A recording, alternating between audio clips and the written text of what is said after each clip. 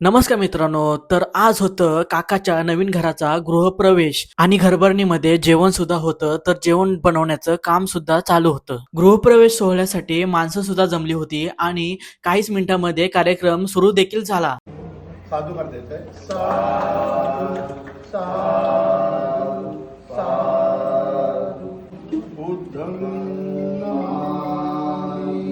त्यानंतर काकाने गृहप्रवेश देखील केला. तर त्यासोबत असणारे गणकुत्र त्यांनी सुद्धा गृहप्रवेश केला. त्यानंतर त्रिसरण पंचशील घेण्यासाठी सुरुवात झाली. बुद्धं शरणं गच्छामि जेतवनं अनाथ विकर्षामि.